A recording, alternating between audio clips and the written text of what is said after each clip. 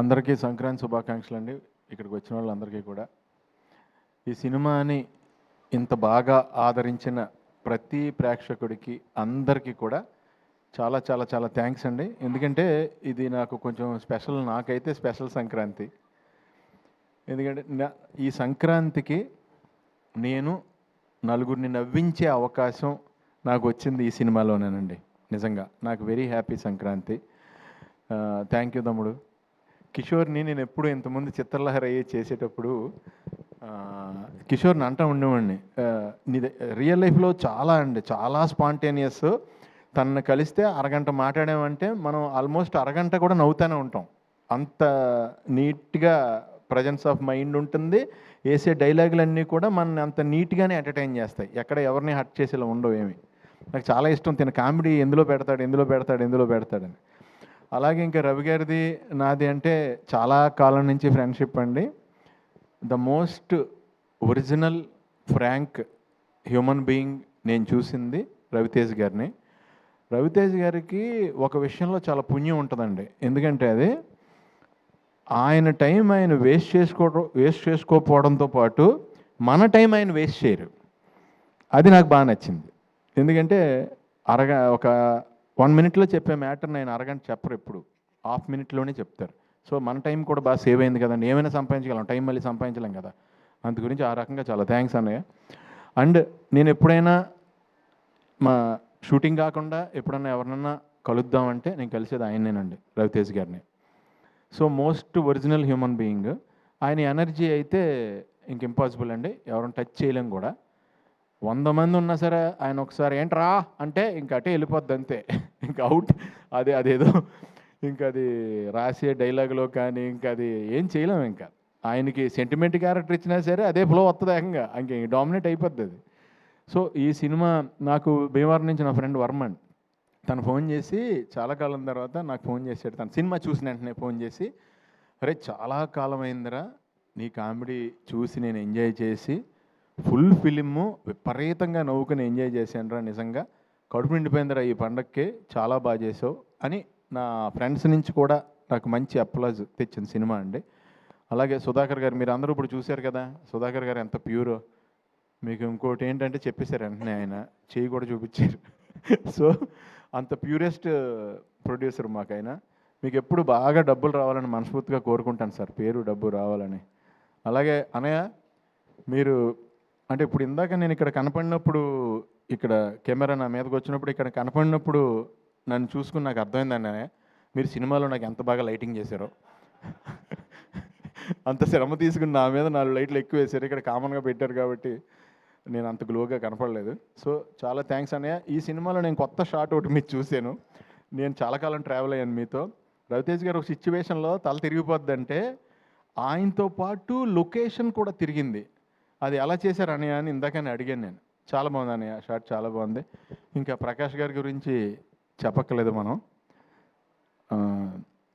ఒక poor men goods ఏదన్నా మీరు సెట్ అయిందంటే ఆ పూర్ మెన్స్లో రిచ్గా ఉంటుంది ఆ సెట్.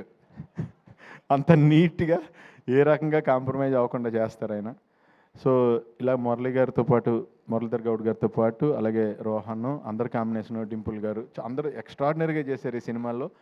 నాకు ఆ సినిమా చూసినప్పుడు నిజంగా డింపుల్ గారు మిమ్మల్ని చూసి కొంచెం భయం వేసింది కూడా. అంటే ఒక టఫ్ సిచ్యువేషన్లో కోపంగా అలా చూస్తారు కదా, ఆ కళ్ళు చూసి ఎప్పుడైనా ఇంట్లో అయినా పెద్ద పెంట అయిపోద్దా, ఏమైనా గొడవ అయిపోద్దా, దొరికేసినట్టేనా అనుకున్నా.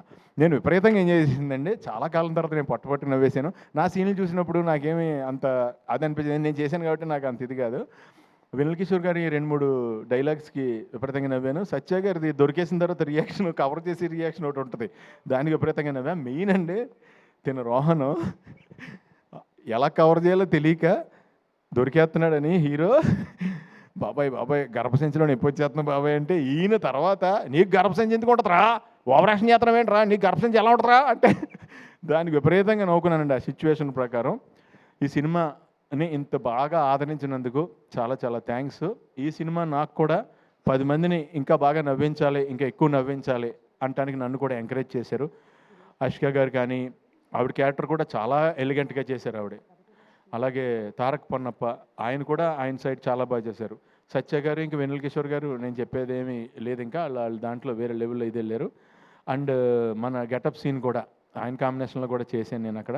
అందరం కూడా ఇదండి జనరల్గానే రవి గారి షూటింగ్ అంటే ఇప్పుడు ఆయనతో మనం మాట్లాడుతుంటే ఎలా ఉంటుందో, షూటింగ్ చేసినప్పుడు కూడా పెద్ద ఏదో బీభత్సమైన షూటింగ్ జరుగుతుంది ఇక్కడ అన్నట్టు ఉండదు, పండగలానే ఉంటుంది. సో నాకు హ్యాపీ ఏంటంటే